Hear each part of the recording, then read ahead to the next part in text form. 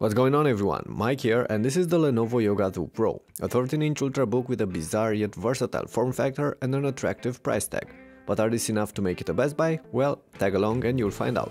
We're going to start by talking about this aforementioned form factor, as it's the main thing that clearly sets this laptop apart from all the other premium 13-inch ultrabooks of the moment. The whole secret lies in the two hinges, which allow the screen to flip back to 360 degrees, as you can see here.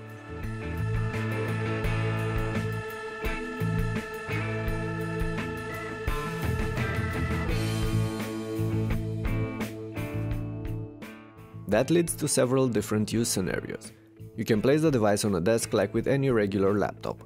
Or you can flip back the screen and place the yoga in tent mode if you're watching movies or playing some light games, in presentation mode if you need more stability, or in tablet mode if you'll flip the display all the way back.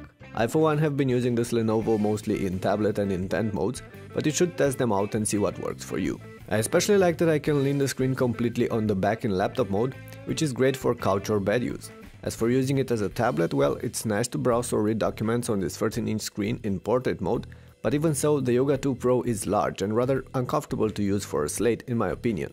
Not to mention that the keyboard is constantly exposed in this scenario. Oh, and if you fear that you might accidentally press a key while having the Yoga as a tablet, you shouldn't. Both the keyboard and the trackpad are only accessible in laptop mode and just turned off in any of the others. Speaking of the size and weight, the Yoga 2 Pro is not bigger than the other 13-inchers of the moment, as it has an 0.6-inch thick waist and tips the scale at just over 3 pounds.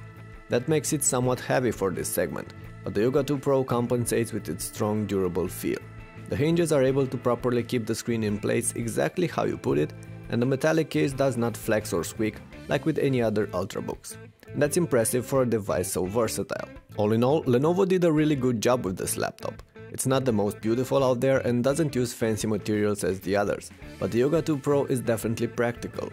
I like the rubbery coating on the case and the palm rest, the blunt front edge that won't cut into my wrist like with other slick laptops, the ports layout with most of the things placed on the left edge, and I definitely appreciate the cooling system, which draws fresh air from the back and blows the hot air towards the back as well, away from the user. Of course, some of you might not appreciate the rather limited number of ports on this unit, with 2 USBs and only one of those is an USB 3.0, one micro HDMI connector and a card reader that won't entirely fit an SD card. And you might not like the power button's placement on the right edge towards the front, but these are just things you'll have to get used to. Anyway, let's turn our attention towards the screen. There's a 13.3-inch display on this Lenovo with an IPS panel and a 3200 by 1600 pixel resolution. It's overall a sharp, bright and punchy screen. However, high-density panels on Windows laptops are not necessarily the best idea, due to the OS's scaling issues. Most Windows 8.1 elements scale fine, but that cannot be said about many of the software applications you might be already familiar with. I'll tell you more about this in the written review, and I'll also tell you a few things about the off colors displayed by the screen in certain cases and how you can fix this issue. For now, let's talk about the keyboard. It's not the impeccable keyboard I'm used to having on a Lenovo, but that was expected on such a slim laptop. Even so, the keys are properly spaced and sized, offer springy feedback and are backlit. However, the travel is very shallow, and that's why typing on this keyboard feels weird and requires some time to get used to. As for the glass-covered clickpad, this one is smooth and accurate, although a bit stiff when it comes to clicking and quite small for a 13-inch device, but it will do fine. Alright, all this being said, let's turn on this laptop. We have the base version here with an Intel Core i5 Haswell processor, 4GB of RAM and a 128GB SSD. And despite that, it's been more than capable of handling my everyday activities and also movies or a few games. It's running Windows 8.1 with a touch-friendly interface and apps, but also the classic desktop mode, where you'll encounter those pesky scaling problems I was telling you about earlier. Hopefully though, these issues will get fixed in time, as manufacturers will update their software. Lenovo also bundles a few programs of their own on this laptop. I'm not going to get in depth here, but I'll tell you more about some of them in the written review. You'll also find benchmark results in there and details about the hardware and the limited upgrade possibilities. Back to the laptop though, you should know that it's running extremely quiet and the fan inside is actually turned off most of the time. Despite that, the Yoga 2 Pro remains cool when used lightly, while when pushed, it only gets warm in the area on top of the keyboard and on the back around the cooling system.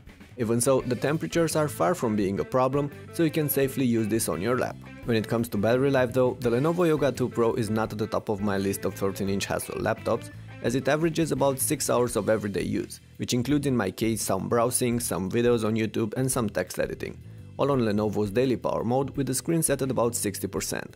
6 hours is not a bad result, but other Haswell ultrabooks can do better. All this being said, the Lenovo Yoga 2 Pro is in my opinion one of the best ultrabooks ever made.